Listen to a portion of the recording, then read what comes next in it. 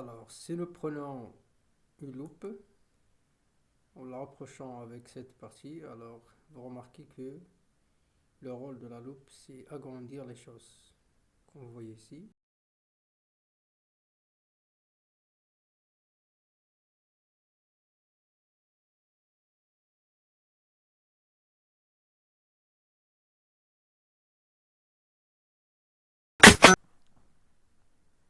Alors, Bismillah ar-Rahman ar-Rahim, nous commençons le chapitre intitulé Étude de quelques instruments optiques. Alors, on va étudier dans ce chapitre la loupe comme instrument optique. Alors, la question, ou bien la situation, problème, c'est que parfois l'œil est incapable de voir des choses avec clarté, ce qui nous pousse d'utiliser quelques instruments optiques tels que la loupe ou bien les lunettes. Alors, quel est le rôle de la loupe et comment elle fonctionne, ainsi que quels sont les défauts de l'œil et comment on peut les corriger. Alors, bien évidemment, vous connaissez tous c'est quoi la loupe. Alors, la loupe, c'est tout simplement un instrument optique qui permet d'agrandir les petites choses. Alors, comment il fonctionne ce appareil optique? Alors, on place entre l'œil et un texte écrit une lentille convergente, c'est-à-dire la loupe. La distance focale f est égale à 2,5 cm.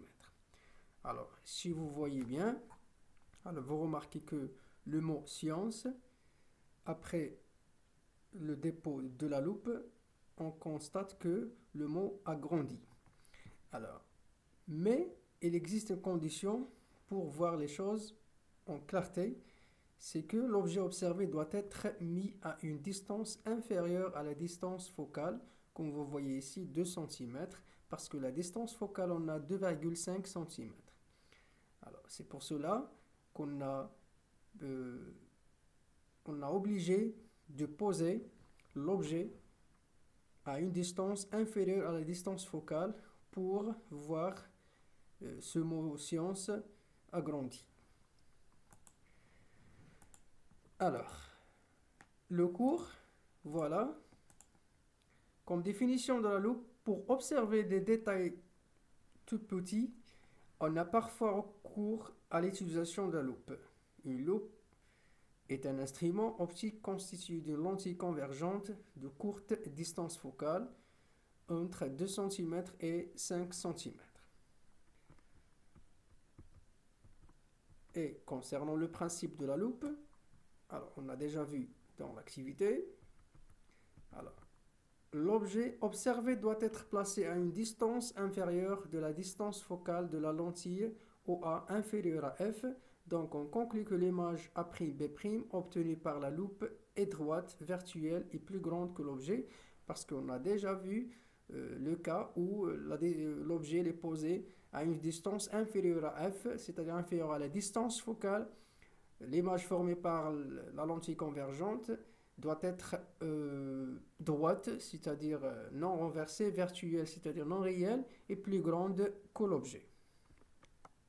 Alors, pour voir ça, on utilise le modèle de la construction de l'image A'B'. Alors, si on pose, par exemple, l'objet AB, alors on trace les deux rayons et on a à la fin une image qui est droite et virtuelle et plus grande que l'objet. Alors pour comprendre les choses bien, je vous invite de regarder cette animation. Alors si vous voyez ici, on a pour le premier cas, donc l'œil,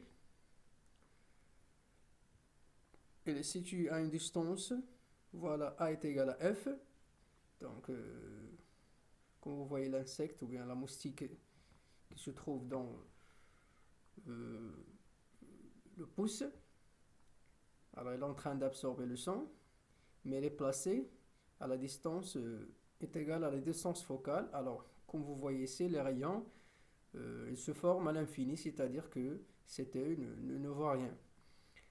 Euh, alors, on a besoin, bien sûr, d'une loupe, c'est-à-dire d'une lentille convergente. Alors, si on place lentille convergente ici, et on a dans le cas que la distance est égale à la distance focale, la distance de l'objet qui est la moustique, elle est placée à une distance est égale à la distance focale, bien évidemment, euh, l'image doit former à l'infini, c'est-à-dire que cet observateur ne voit rien. Mais si on déplace le pouce à une distance inférieure à la distance focale, voilà, maintenant on voit que l'œil voit les choses qui sont agrandies et voit cet insecte qui est en train d'absorber le sang. Alors, la seule condition qu'on peut retenir de cette animation, c'est que pour voir les choses bien claires, bien agrandies, en utilisant la loupe, on doit satisfaire, on doit satisfaire la condition telle que l'objet placé à une distance qui est inférieure à la distance focale.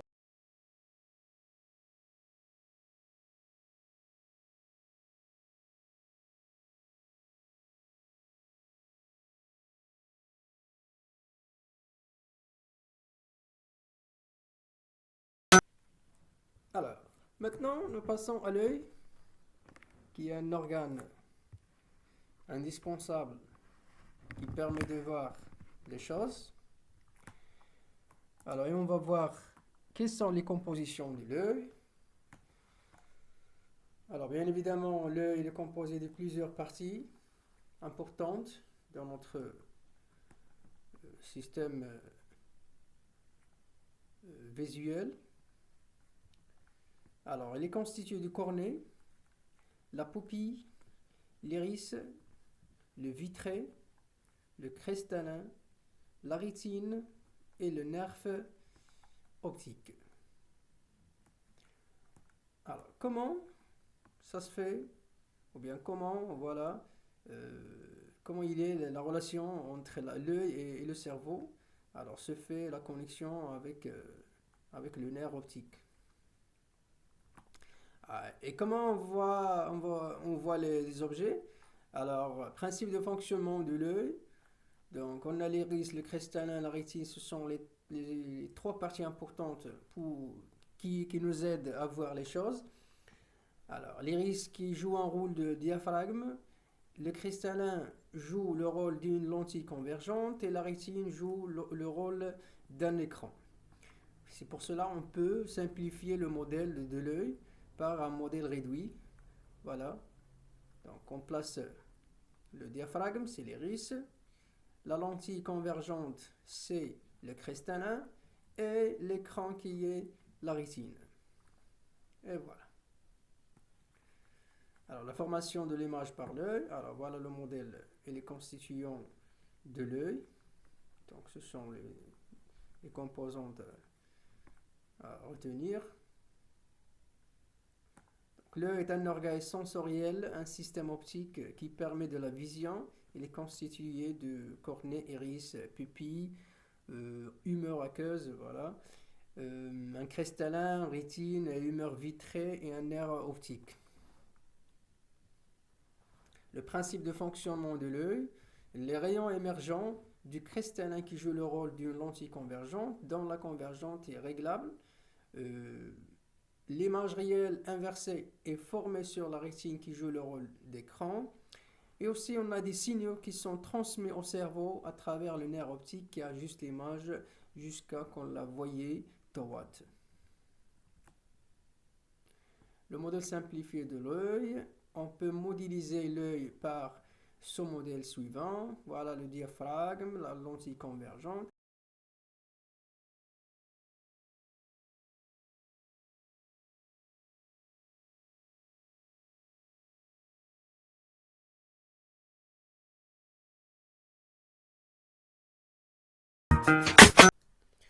Alors, dans cette partie, on va citer quelques défauts des yeux et leur correction. Mais avant d'entamer cette partie, on doit savoir comment l'œil normal fonctionne. Alors, dès que l'œil reçoit les rayons qui sont bien évidemment parallèles, parce qu'on a déjà vu que la lumière se propage rectiligne, selon des droites rectilignes, c'est le principe de la propagation rectiligne de la lumière, on observe que les masses se forment sur la rétine, c'est-à-dire que la lentille convergente de l'œil normal, il converge les rayons à la rétine. Alors, dans ce cas, les masses se forment à la rétine et voilà, on voit les choses normalement. Le premier défaut, c'est la myopie. C'est quoi la myopie? Alors, la myopie, si vous voyez ici, dès que l'œil myope reçoit les rayons, voilà, il converge trop les rayons, c'est-à-dire que l'image il est formé avant la rétine. Alors on dit que la personne myope voit les objets loin, non clairs, car leur image se forme avant la rétine de son œil. Le deuxième, alors pour corriger ce défaut, on a besoin d'utiliser des lentilles divergentes pour corriger voilà, ce défaut. Parce qu'on a besoin de régler la convergence de la lentille de l'œil myope. C'est pour cela qu'on a besoin voilà, d'utiliser des lentilles qui sont divergentes pour que les rayons se croisent à la rétine. Le deuxième défaut qui est l'hypermétropie. L'hypermétropie, c'est le contre de la myopie. Alors, comme vous voyez ici, on a après le passage des rayons par la lentille convergente de l'œil hypermétrope, alors la formation, bien l'intersection des rayons dans l'image. Alors, on voit que l'image elle est formée après la rétine. Alors, on dit que la personne hypermétrope voit les objets proches non clairs car leur image se forme après la rétine de son œil. Alors, pour corriger ce défaut, nous avons besoin d'utiliser une lentille voilà, convergente parce qu'on a besoin de faire converger plus les rayons pour qu'ils se croisent, bien sûr, dans la rétine. Alors, c'est pour cela qu'on utilise des lentilles voilà, convergentes pour corriger voilà, cette hypermétropie, voilà, ou bien ce défaut d'hypermétropie. Voilà, revenons à notre cours. Voilà les défauts de l'œil et leur correction. La myopie, l'œil souffre de myopie lorsque les masses se forment devant la rétine, c'est-à-dire entre le cristallin et la rétine. Voilà. Et pour corriger ce déséquilibre, nous utilisons une lentille divergente. Parce que la lentille, dans ce cas, voilà, il converge trop les rayons. Par contre, les défauts concernant l'hypermétropie, alors l'œil se souffre d'une hypermétropie lorsque l'image est formée derrière la rétine. Pour corriger ce défaut, voilà, nous utilisons une lentille convergente. Et voilà, nous terminons ce chapitre. Mais avant de terminer cette capsule éducative, je vous invite de voir un petit vidéo, voilà, pour bien comprendre c'est quoi la myopie et c'est quoi l'hypermétropie.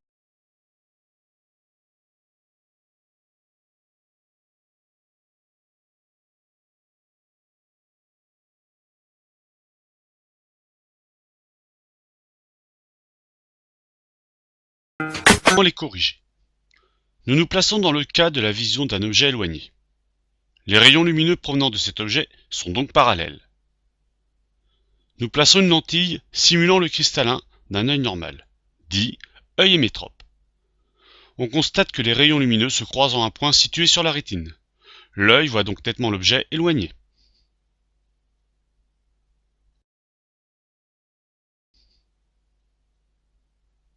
Maintenant, nous plaçons une lentille simulant le cristallin d'un œil myope.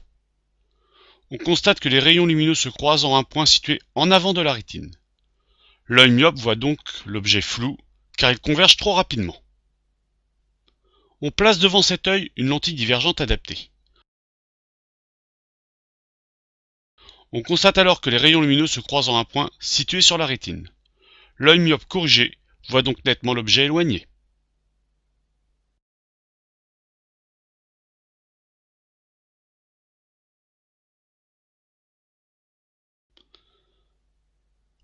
Maintenant, nous plaçons une lentille simulant le cristallin d'un œil hypermétrope. On constate que les rayons lumineux se croisent en un point situé en arrière de la rétine. L'œil hypermétrope, sans accommoder, voit l'objet flou car il ne converge pas assez rapidement. On place devant cet œil une lentille convergente adaptée. On constate alors que les rayons lumineux se croisent en un point situé sur la rétine. L'œil hypermétrope corrigé voit donc nettement l'objet éloigné sans accommoder, ce qui évitera les maux de tête.